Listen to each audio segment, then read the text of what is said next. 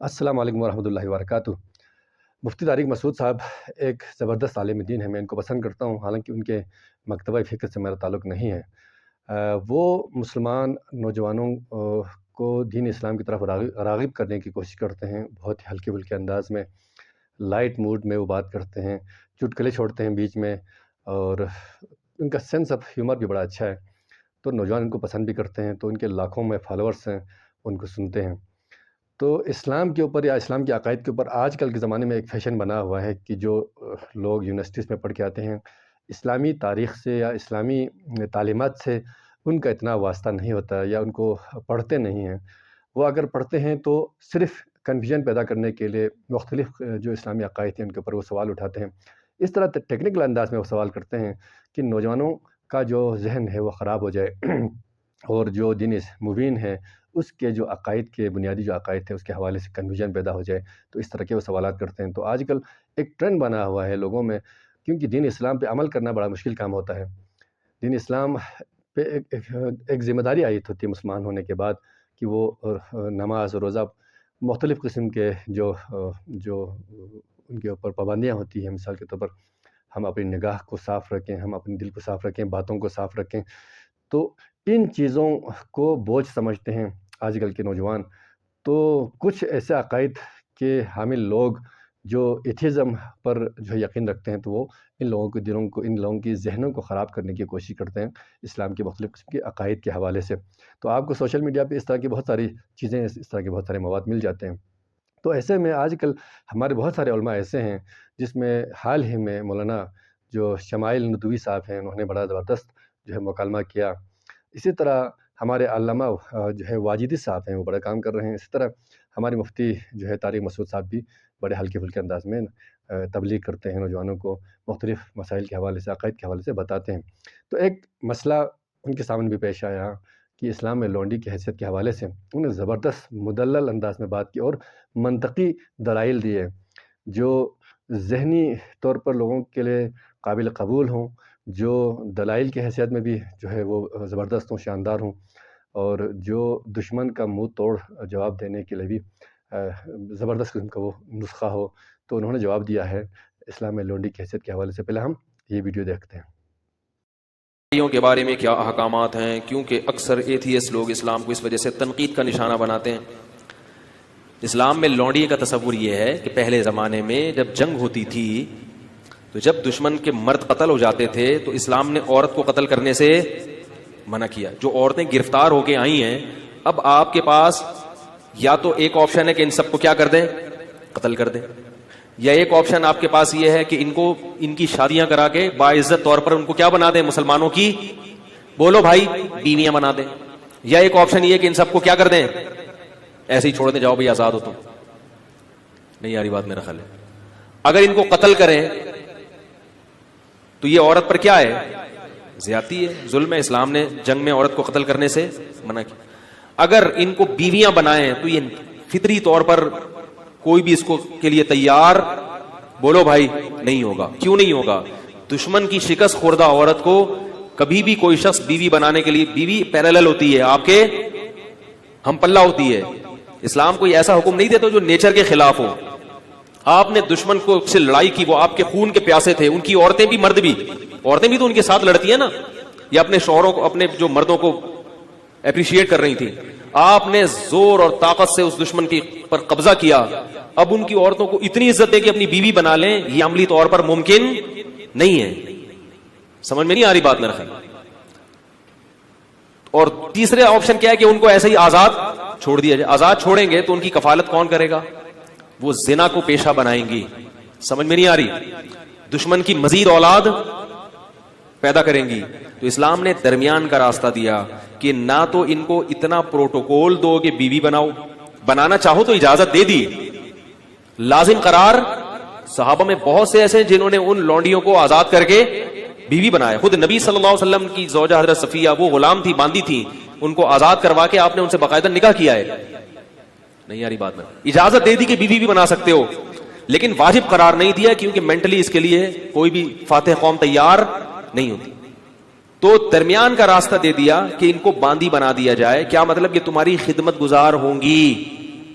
اب یہ عملی طور پر ممکن نہیں ہے کہ ایک لڑکی کو, ایک خاتون کو, عورت کو آپ کے حوالے کیا جائے, آپ کا خادم بنا دیا جائے, اور پھر یہ بھی کہہ دیا کہ سارا نان نفقہ کس کے ذمے ہے.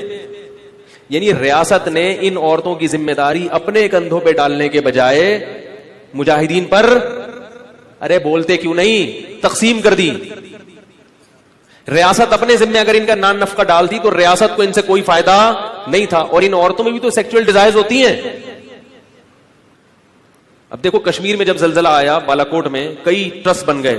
میں اس وقت چیخ رہا تھا, حالانکہ میں بہت چھوٹا تھا اس وقت عمر میں چیخ رہا تھا کہ اس وقت مہم چلاؤ, یہ عورتیں جن کے مرد قتل ہو گئے ہیں, یہ بیچارے شہید ہو گئے ہیں زلزلے میں, ان کی شادی کا کوئی انتظام.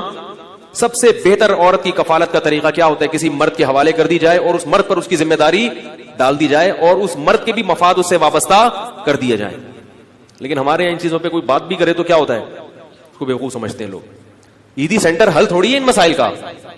تو اسلام نے یہ نہیں کہا کہ ریاست ان کی ذمہ داری اٹھائے گی. اسلام نے کیا کیا, وہ مجاہدین پر اس کو تقسیم کر دیا اور باندی بنا دیا کہ تم اس کے مالک ہو, سمجھ رہے, اور اس مالک ہونے کا تم کیا فائدہ اٹھاؤ گے کہ یہ تمہاری خدمت کرے گی, اور یہ کیا فائدہ اٹھائے گی کہ اس کی ساری زندگی ذمہ داری, بولو بھائی, نان نفقہ کس کے کندھوں پر ہے, تمہارے کندھوں پر. تو اس سے بہتر صورت ممکن, سوٹیبل کوئی صورت ہو ہی نہیں سکتی تھی. پھر اسلام نے اتنے حقوق دے دیے کہ مجاہدین کی باندی تو بنا دیا, تو اب یہ نہیں ممکن تھا کہ اس سے سیکچوئل ریلیشن کو ناجائز قرار دے دیا جاتا, کیونکہ عملی طور پر ایسا ممکن کہ اس کو کہیں اور شادی سے بھی منع کر رہے ہیں آپ, اور آپ کے گھر میں بھی ہے وہ, اور آپ اس سے, اور اس میں بھی تو یہ اللہ نے خواہش رکھی ہے نا, اس کا بھی فائدہ ہے کہ مولا کو اس سے ریلیشن قائم کرنے کی اجازت دی جائے. اور پھر اس کے وہی احکام دے دیے جو نکاح کے ہوتے ہیں کہ کوئی اور مرد اس کو ہاتھ, بولو بھائی, غیر مسلموں کے ہاں جو عورتیں جنگی قیدی ہوتی ہیں پبلک پراپرٹی بن جاتی ہیں. وہ اس کو تو دیکھ رہے ہیں کہ اسلام نے باندی بنایا, اس کو نہیں دیکھتے کہ ہم باندی نہیں بناتے مگر پبلک کی کیا بناتے ہیں, پراپرٹی بنا دیتے ہیں. اور اگر اس کو نہیں بناتے تو اس کی سیکچوئل ڈیزائر کا کیا حال ہے اگر آپ کے پاس, کیسے سمجھائیں بھائی. بھائی اگر نہیں بناتے پبلک پراپرٹی تو اس کی جو ڈیزائرز ہیں وہ کیسے پوری ہوں گی. تو اسلام نے بہترین حل دیا تھا کہ ان کو بیوی نہ بناؤ بلکہ کیا بنا دو, باندی بنا دو, اور ساری ذمہ داری کس پہ ڈال دو, اس کے مولا کے کندھوں پہ ڈال دو. اس سے پھر اس کو کچھ پروٹوکول بھی دیے اسلام نے. وہ پروٹوکول کیا دیے, نمبر 1, قرآن نے کہا کہ قسم کھا کے اگر توڑ دے تو غلام یا باندی آزاد کرنی پڑے گی. اگر قسم کھا کے آپ نے توڑ دی, آپ کی ملکیت میں اگر باندی یا غلام ہے تو وہ آزاد کیے بغیر کفارہ ادا. یہ جو ہم کہتے ہیں نا 3 روزے 10 غریبوں کو, یہ اس لیے کہ باندیاں نہیں ہے, غلام نہیں ہے. اگر غلام یا باندی ہو تو وہ آزاد کرنا پڑے گا. تو ان کی آزادی کا بھی اسلام نے کیا کر دیا, ارے بولو نا یار, بندوبست کیا کہ کسی بہانے سے ان کو کیا کیا جائے, آزاد کی. جب آزاد ہوگی تو وہ بھی احسان مانے گی کہ اس نے آزاد کر دیا, لہذا وہ مسلمانوں کی دشمن نہیں بنے گی, وہ احسان مانے گی. اور دوسرا پروٹوکول یہ دیا, اور کئی کفارے اس میں, زہار میں کفارہ کیا ہے کہ باندی کو آزاد کیا جائے. کسی کا غلطی سے قتل ہو گیا, اس کا کفارہ کیا ہے, باندی کو آزاد کیا جائے. اور پھر ویسے بھی کہہ دیا کہ اگر کسی نے ایک دفعہ بھی زبان سے کہہ دیا کہ باندی آزاد ہے تو یہ ریورس نہیں ہو سکتا. مذاق میں کہہ دیا, نبی نے فرمایا مذاق میں کسی نے کہہ دیا, غصے میں کہہ دیا, جان کر کہہ دیا, لا طلاق ولا عتاق فی اغلاق, فرمایا طلاق بھی ہو جائے گی اور غلام بھی آزاد ہو جائے گا. طلاق میں تو رکھا 3 طلاقیں, اور غلام آزاد کرنے میں 1 دفعہ. طلاق میں 1 طلاق کے بعد رجوع کا حق ہے, 2 کے بعد بھی ہے. غلام اور باندی میں رجوع کا حق نہیں. آئی بات. تبھی غیر مسلموں میں جنہوں نے اسلام کا وسیع مطالعہ کیا ہے وہ کہتے ہیں اسلام نے غلامی کو ختم کیا ہے, اسلام نے غلامی کو پروموٹ. اس زمانے میں سب غلام بنایا کرتے تھے, اسلام واحد مذہب ہے جس نے غلامی سے آہستہ آہستہ انسانیت کو آزاد کیا ہے. ایسے قوانین بنا دیے. اور پھر ایک پروٹوکول باندی کو یہ دیا کہ اگر مولا کی اس سے اولاد ہو گئی تو اب اس باندی کو فروخت نہیں کیا جا سکتا. مولا کے مرنے کے بعد یہ باندی, بولو بھائی, آزاد ہو جائے گی. نہیں یاری بات میرا, اگر اس سے اولاد ہو گئی آپ کے تو اب یہ باندی بالآخر آزاد ہو جائے گی. یہ پروٹوکول دے دیا اس کو. اور ایک عقد مکاتبت کی ترغیب دے دی قرآن نے کہ غلام یا باندی سے یہ عقد کیا جائے گا کہ اگر تم نے اتنے پیسے کما کے مجھے دے دیے تو تم کیا ہو, آزاد ہو. اور پھر حکم دیا مسلمانوں کو کہ جو غلام اپنے مولا کے ساتھ یہ ایگریمنٹ کر لے اس کے ساتھ کیا کرو, تعاون کرو. اس کو زکات کا پیسہ بھی دیا جائے گا, اس کے ساتھ تعاون کیا جائے گا تاکہ یہ مولا کو اتنے پیسے دے کے اپنی کیا کرے. نہیں یاری بات میرا خیال ہے, جان چھڑائے. صحیح ہے. تو یہ پروٹوکول غیر مسلموں کے ہاں نہیں ہے. تو بس سرسری دیکھتے ہیں اسلام میں باندیاں بھی ہیں, لونڈیاں بھی ہیں, غلام وہ بھی ہیں, تو ہیں جن تفصیلات کے ساتھ ہیں وہ تفصیلات. اس سے اس زمانے کے شکست خوردہ قوموں کو عزت ملی ہے. پھر مسلمانوں میں جو باندیاں بڑے بڑے عہدوں پر فائز, یعنی علم کے لحاظ سے بڑے بڑے مقام پر فائز ہوئی ہیں, کیونکہ جب آپ کو پتا ہوتا ہے نا میری ہے, تو پھر اس کی وجہ سے آپ کی عزت ہے. آپ کو پتا ہے یہ غلام میرا ہے, جتنا پڑھا لکھا ہوگا عزت کس کی ہوگی, میری. اس لیے مسلمانوں نے اپنے غلاموں کو پڑھایا لکھایا, تعلیم دلائی, تاکہ ہماری عزت ہو معاشرے میں. بڑے بڑے محدثین غلام گزرے ہیں, سمجھ رہے ہو. نافع عبداللہ بن عمر کے غلام تھے. بخاری اور مسلم کے بہت بڑے راویوں میں سے, اسلاف میں ان کا تذکرہ ملتا ہے. بخارا اور سمرقند سے قید ہو کر آئے تھے. بخارا جب روس میں لڑائی ہوئی تھی نا, صحابہ کرام کی فوجیں گئی تھی, یہاں سے گرفتار کر کے ان کو لایا گیا. عبداللہ بن عمر کے غلام بنے اور بخاری اور مسلم کے راویوں میں سے بہت بڑے محدث, بہت بڑے حدیث کے امام. کہاں سے لائے اور کیا بن گئے. یہ ہو گیا لونڈیوں والا. آج کل لونڈیاں نہیں ہیں کہیں بھی, ہے کہیں آپ کسی ماسی واسی کو لونڈی سمجھنا شروع کر دیں. لونڈیوں کا سسٹم کیا ہو گیا. اچھا یہ بھی یاد رکھو, لونڈی سے سیکچول ریلیشن جب قائم کرنا جائز تھا کہ جب وہ اسلام قبول کر لے, یا وہ عیسائی یا یہودی ہو. اگر وہ عیسائی نہیں ہے, یہودی نہیں ہے, یا مسلمان نہیں ہوئی, تو پھر اسے سیکچول ریلیشن کی اجازت, کیونکہ جیسے اہل کتاب سے ہی نکاح حلال ہے, تو ایسے ہی باندیوں میں بھی ریلیشن صرف اہل کتاب یا مسلمان باندی سے تھا. جو مجوسی اور آگ کی پوجا کرنے والے, ان سے ریلیشن کی اجازت بولو بھائی نہیں تھی. تو جناب یہ تھی ویڈیو, آپ نے پوری ویڈیو دیکھی. کیا زبردست شاندار انداز میں انہوں نے جواب دیا ہے, مدلل انداز میں. اس کو کہتے ہیں منطقی جو دلائل یا جو عقلی و نقلی جو دلائل ہیں, اس کے ذریعے دشمن کو منہ توڑ جواب دینا. تو آپ کے پاس یہ ہنر ہے مفتی طارق مسعود صاحب کے پاس, کہ وہ بہت ہی ہلکے پھلکے انداز میں, بہت ایگریسو ہو کے نہیں بلکہ پیارے انداز میں, اور بڑے ہی سادہ طریقے سے لوگوں کو بات سمجھانے کی کوشش کرتے ہیں. تو یقیناً جو ہے بہت سارے لوگوں کا جو کنفیوژن ہے وہ دور ہو چکا ہوگا. تو اسلامی جو لونڈی کی حیثیت ہے, اور آپ نے زبردست انداز میں سے یہ جو مقدمہ ہے یہ پیش کیا.